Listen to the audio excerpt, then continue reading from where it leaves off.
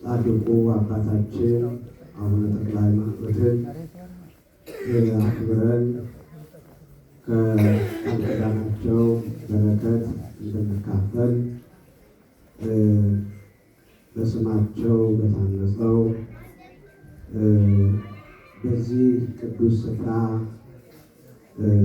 ስለሰበሰበንና ጊዜውን ሁኔታውን አመቻችቶ ስለሰጠን ክብርና ምስጋና ለስሙ ይሁን። አሜን። እንኳን ለታላቁ አባታችን ለጻድቁ አቡነ ተክለ ሃይማኖት ዓመታዊ መታሰቢያ በዓል በሰላም አደረሰን አደረሳችሁ።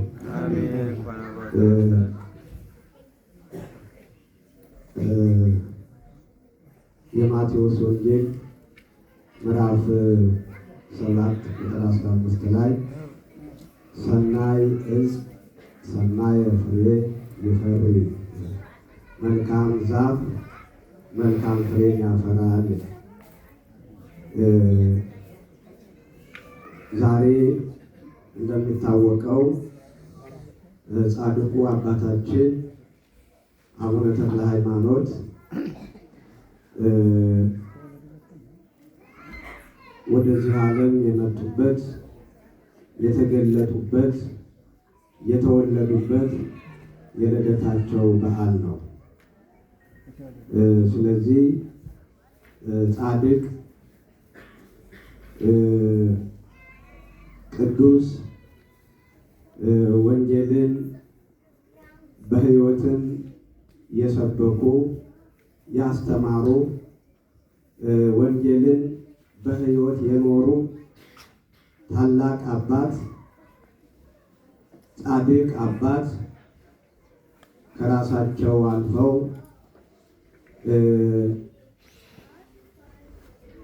ሕሙማነ ሥጋን በተአምራት ሕሙማነ ነፍስን በትምህርት ይፈውሱ የነበሩ እግዚአብሔርን በትክክል አምልከው ለእግዚአብሔር ዋጋ ከፍለው ዛሬም እኛን ያሰባሰቡን ታላቅ አባት የተወለዱበት ዕለት ስለሆነ ከዛ ጋር የተገናኘ ርዕስ ነው የመረጥነው። እንደ እግዚአብሔር ቅዱስ ፈቃድ ጥበቡን ምስጢሩን ገልጦ ለጥቂት ደቂቃዎች እንዲያስተምረን አምላካችን ይርዳን። መልካም ዛፍ መልካም ፍሬ ያፈራል። እንግዲህ ዛፉ ሁሉ አንድ አይደለም። የሚመር ፍሬ የሚዋጋ እሾህ ያለው የሚገድል ፍሬ ያለው ብዙ ዛፍ አለ። ደግሞ ተጨምቆ ቢጠጣ ተሸምጦ ቢበላ ተልጦ ቢበላ እንደገና ደግሞ ተፈትሎ ቢለበስ ለሰው ልጆች ጥቅም የሚሰጥ ብዙ ዛፍ አለ። ይሄ ዋናው ከግንዱ ነው፣ ከስሩ ነው።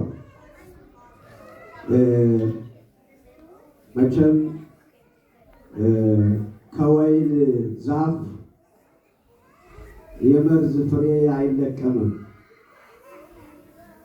ስለዚህ ዛፉ መልካም ከሆነ ፍሬውም መልካም ይሆናል። ቅድም በመነሻዬ በመግቢያዬ እንደገለጽኳቸው ጻድቁ አቡነ ተክለ ሃይማኖት ወንጌልን በሕይወት ያስተማሩ ታላቅ አባት ናቸው። ምናልባትም እኛ የምንናገረውን ላንኖር እንችላለን። የምንናገረውና የምንኖረው የምስራቅና የምዕራብ ያህል ይለያይብናል። የምንናገረውና የምንሰራው የሰማይና የመሬት ያህል ይራራቅብናል። ወንጌልን በሕይወት የሰበኩ እግዚአብሔርን በትክክል ያገለገሉ የመጀመሪያዎቹ ሐዋርያት መሪያቸው መንፈስ ቅዱስ የሚያዛቸው መንፈስ ቅዱስ አነሳስቶ ወደ እሳት ይጨምራቸዋል። እባቡን ጊንጡን እየረገጡ የነደደ እሳት ሳያስፈራቸው፣ የተራቡ አናብስት ሳያስጨንቋቸው፣ የኑሮ ውጣ ውረድ ሳያንገላታቸው፣ የዚህ ዓለም ሐሳብና ጣጣ ምንም ሳይኖርባቸው እግዚአብሔርን በትክክል ያገለገሉ ቆዳቸው ተገፎ ጨው ነስንሰው ለእንስሳት እስኪያግጧቸው ድረስ እንደ ሻማ እየነደዱ ለሌላው ብርሃን የሆኑ እውነተኛ የወንጌል መምህራን ነበሩ። የእግዚአብሔር ልጆች ልብሳቸው ቅድስናቸው ከሰውነታቸው አልፎ ለልብሳቸው የተረፈ ልብሳቸውን እየቆራረጡ በሽተኞች ላይ ሲጥሉት ድውይ የሚፈውስ አልፈው ሲሄዱ ጥላቸው የሚፈውስ የተናገሩት ቃል መሬት ላይ የማይወድቅ እውነት ተናጋሪዎች፣ ለእውነት የኖሩ፣ እውነት የሰሩ፣ እውነት ያገለገሉ እነኚህ ቅዱሳን መነሻቸው መልካም ዛፍ የሆኑ ቅዱሳን ናቸው። የእግዚአብሔር ልጆች ቅዱሳን ናቸው። ዘካርያስና ኤልሳቤጥ በሉቃስ ወንጌል ምዕራፍ 1 ላይ ሁለቱም በእግዚአብሔር ፊት ያለ ነውርና ያለ ነቀፋ እየሄዱ በእግዚአብሔር ፊት ጻድቃን ነበሩ ይላቸዋል። በማን ፊት? በማን ፊት ነው ማለት? በማን ፊት? በሰው ፊት አይደለም፣ በእግዚአብሔር ፊት ጻድቃን ነበሩ ይላቸዋል። በሕግ እግዚአብሔር ጸንተው በቅድስና ሆነው ካህኑ የክህነቱን ሥራ እየሰራ ዘካርያስ፣ ኤልሳቤጥ ደግሞ የምእመንነት ሥራ እየሰራች ሁለቱም ያለ ነውርና ያለ ነቀፋ እየሄዱ በእግዚአብሔር ዘንድ ጻድቃን ነበሩ። በሰው ዘንድ ጻድቅ መስሎ መታየት ቀላል ነው። በእግዚአብሔር ዘንድ ግን ጻድቅ መሆንን ይጠይቃል። ታዲያ የነዚህ ልጅ የዘካርያስና የኤልሳቤጥ ልጅ መጥምቀ መለኮት ቅዱስ ዮሐንስ ነው። በዚህ ዓለም የጣመ የላመ ምግብ ሳይበላ ያማረውን ሳይለብስ በደረቀ ቆዳ ወገቡን አስሮ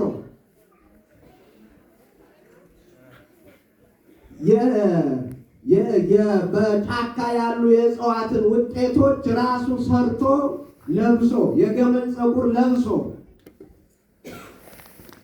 ከመንደር ከሰፈር ርቆ እግዚአብሔርን ብቻ ሲያገለግል የኖረ በኋላም መለኮትን ያጠመቀ መጥምቀ መለኮት የተሰኘ ሴቶች ከወለዷቸው እንደሱ ያለ የሌለ ሊስተካከለው የማይችል ትልቅ ሰው ወለዱ። በማን ፊት? ምን ስለነበሩ? በማን ፊት? በእግዚአብሔር ፊት ጻድቃን ነበሩ። ይሄ መልካም ዛፍ ማለት ይሄ ነው። እግዚአብሔር ልጆች ዛሬ እናቶች፣ አባቶች ሽበት የጣለባችሁ አያለው ፊት ለፊት።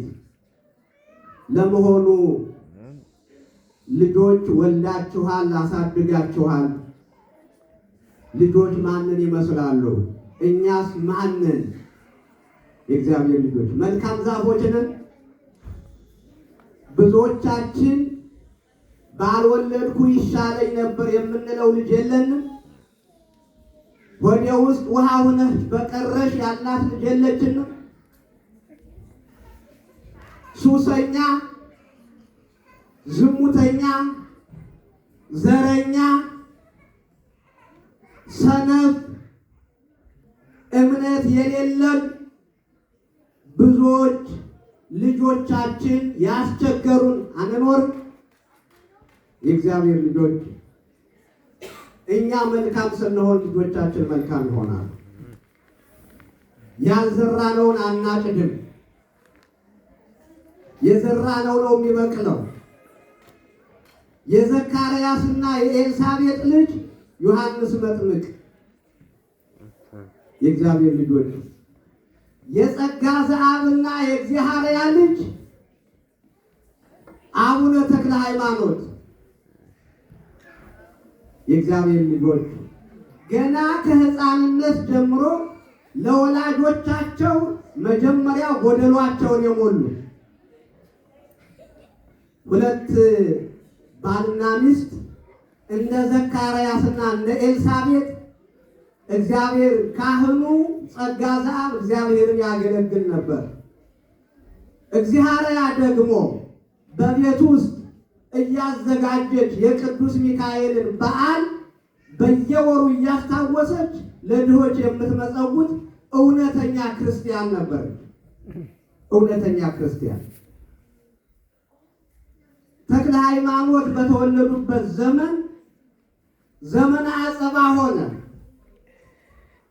እንኳን የሚሰጡት የሚበሉት የታጣበት ጊዜ፣ እንኳን የምትዘክረው የምትበላው የተቸገረችበት ጊዜ ሆነ።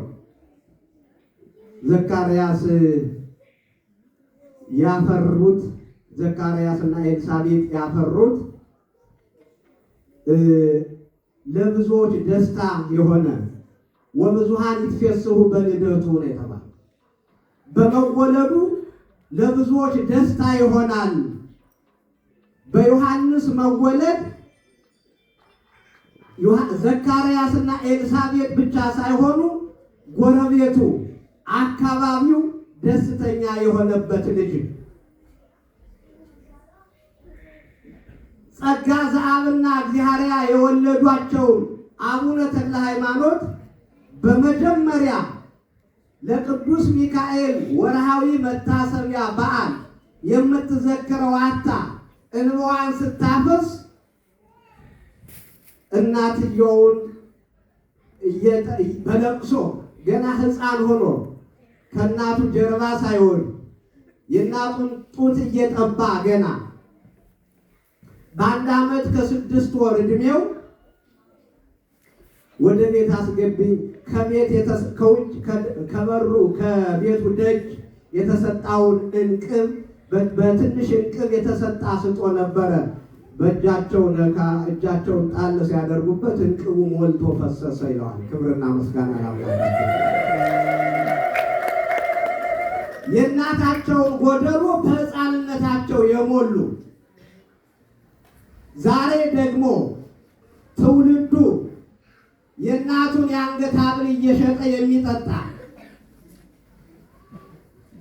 የቤቱን ዕቃ እያወጣ እየሸጠ ለድራግ የሚያውል ትውልድ ባለበት ዘመን እንዲህ አይነት ስንሰማ ተስፋችን ይለመልማል። እግዚአብሔር ልጆች እንዲህ አይነት ዛፎች ስንሆን እንዲህ አይነት ፍሬ ማፍራት እንችላለን። የእግዚአብሔር ልጆች ጸጋ ዘአብና እግዚአብሔርን የመሰሉ ክርስቲያኖች ዛሬ እግዚአብሔር ይፈልጋል። መልካም ፍሬ የሚያፈራ አላያችሁም? ከሌሊት ጀምሮ ያ ሕፃን እንደው ሲያንቆረቆረው ይሄ በእውነት መልካም ዛፍ ያበቀለው ያፈራው መልካም ፍሬ ነው። ልጆቻችን በእግዚአብሔር ቤት የሚቀድሱ ኪዳን የሚያደርሱ የሚዘምሩ የሚያገለግሉ የሚጨፍሩ ብዙ ዓለም ሞልቷታል። በቤተ መቅደሱ የሚያገለግሉ ልጆች ከሰጠን እድለኞች ነን የእግዚአብሔር ልጆች። ታዲያ ወደ ቤት ከደጅ ያለውን እንቅቡን ሞሉላትና ወደ ቤት አስገብኝ እያሉ በለቅሶ በሚገባት ቋንቋ ለእናት በሚገባት ቋንቋ የሕፃን ለቅሶ ለእናቱ መልእክት ስላለው መልእክቱ ገባትና ወደ ቤት ስታስገባቸው በቤት ያለውን በጓዳ ያለውን በሙሉ የዘይቱን ማሰሮ ሞላላት፣ የዱቄቱን ጉስጉሻ ሞላላት። የቅዱስ ሚካኤልን በዓል ዘክራ ብዙዎች በረሃብ ሲጎዱ ያ ዘመነ አጸባ እስኪያልፍ ድረስ የኑሮ ውድነት እስኪያልፍ ድረስ እየተመገቡ ኖሩ ይላል። ክብርና ምስጋና ለአምላካችን ይሁን። እንዲህ አይነት ልጅ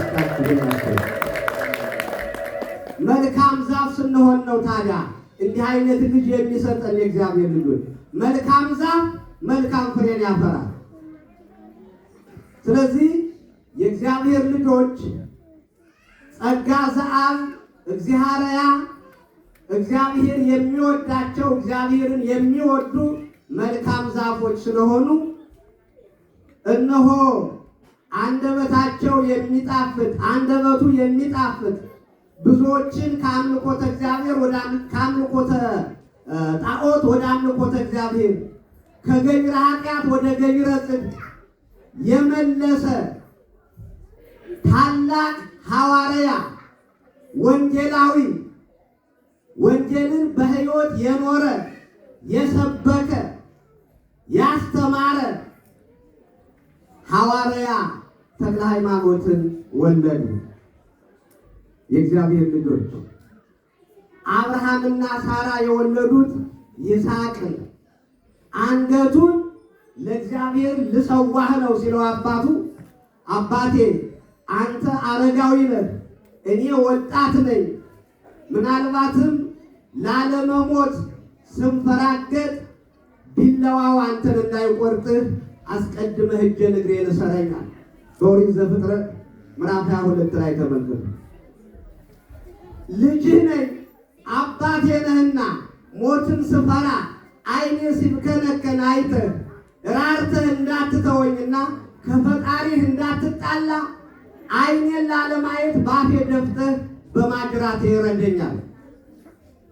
ለእግዚአብሔር እሺ ብሎ አንገቱን ለቢላዋ የሚሰጥ ደግ ልጅ ያፈሩት አብርሃምና ሳራ ናቸው። እግዚአብሔር ልጆች አብርሃምና ሳራ ደግሞ ያለ ምስክር እንግዳ ወደ ቤቴ ሳይመጣ ብቻዬን ማዕዴን አልቆርስም ብሎ አልበላም ብሎ ጾሙን የዋለ ያደረ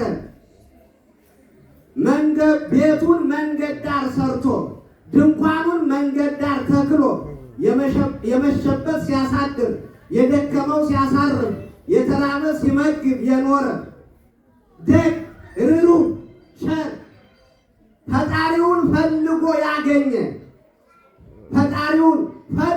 ያገኘ ጻም ብሔርከ ወተፈለጥ ማዝማዲከ ወነአውስተ ብሔር ዛረ የካነ ከእናት ከአባትህ ተለይ፣ ከወንድሞች ከዘመድ አዝማድ ተለይ፣ ከሀገር ውጣ፣ እኔ ወደማሳይህ ሀገር ምድረ በዳ ሂድ ሲለው ማቄን ጨርቄን ሳይል እግዚአብሔርን እሺ ብሎ የታዘዘ ደግ ሥላሴን በቤቱ ያስተናገደ የዋህ ጻድቅ እግዚአብሔርን የሚያምን በመሆኑ ይስሐቅን ሰጠው። ክብርና ምስጋና ለአምላካችን ነው።